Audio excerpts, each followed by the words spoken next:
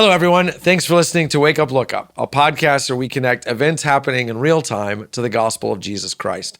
I'm Zach Wyrock, and in today's episode, we're talking about Sonya Massey, and we're asking the question, what happened to accountability? This actually is a story that took place in early July, but has been in the news recently because of the legal process. It's the tragic story of 36-year-old Sonya Massey, an Illinois woman, African-American lady with a history of mental illness, who one night decides that there's an intruder in her house and so calls 911. When two deputies show up, they discover there isn't anyone in the house, and there's actually, tragically, video of this incident, so you can watch this for yourself. Start to realize that perhaps she isn't doing well mentally and emotionally. She moves into the kitchen. There's a pot of boiling water. One of the officers tells her to step away from the water. She, kind of babbling as she does it, refuses to do that, and he shoots and kills her. It's another tragic story of an engagement with the police that results in someone dying. But the important part of this story, I don't think this time begins with the actual incident where the deputies engaged her. I don't think this time the issue is police engagement or even race. I think this time the issue is accountability. And the reason why I say that is because the deputy who shot and killed Sonya Massey, who's now facing criminal charges, had been in the last 4 years on staff at 6 different police agencies. That's right, 6 different agencies in 4 years. He had also been arrested and convicted of 2 DUIs during that time period. Now let's just stop for a second.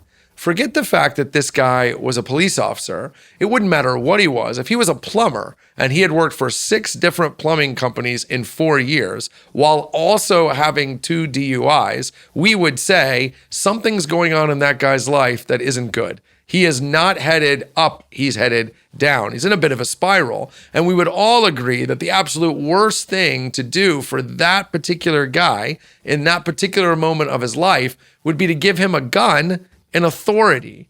This issue is not about the police or even engaging or even about race. I'm not saying those things aren't factors.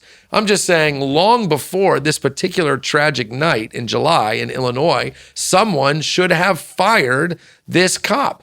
Someone should have told Sean Grayson, you have proven to be irresponsible, and we need to hold you accountable for the fact that you can't be trusted to participate in volatile situations or even just to be responsible enough to hold down a job or to not drive drunk. Why do we have such a problem with accountability? Why do we believe so often in second, third, fourth chances? In fact, once you get up to 4th and 5th chances, it really doesn't feel like we believe in chances. It feels like we believe in just not holding people accountable. Why wasn't Sean Grayson told he needed to find a different career? There are a lot of answers to that question, but I think the most basic one is pretty simple. If we start holding people accountable in this country, if we start holding people accountable in our companies or in our families, eventually someone's going to come looking for us. It's going to become about us and our irresponsibility and our sin and our shortcomings. But this is where Christians, I think, can lead the way. First of all, aren't we operating under the daily assumption that we're all sinners?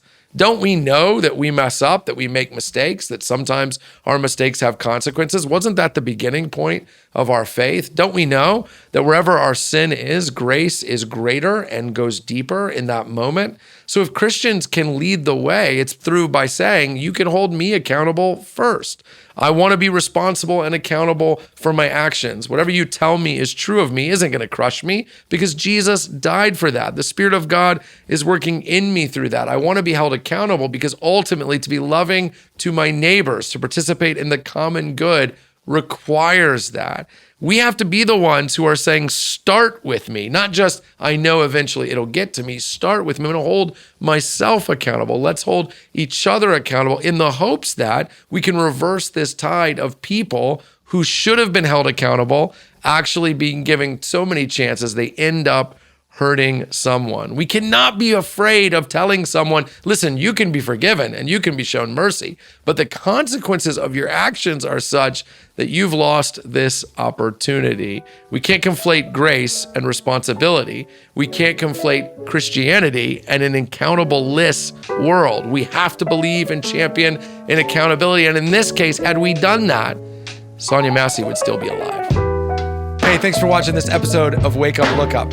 While you're here, make sure you click like and subscribe so you get future content from Wake Up, Look Up. And hey, leave a comment below letting us know what you thought or interacting in some way with what you just watched. I'd love a chance to talk with you more in the comment section. And also, while you're here, check out all the other content CCC puts out, including the videos that are around me right now.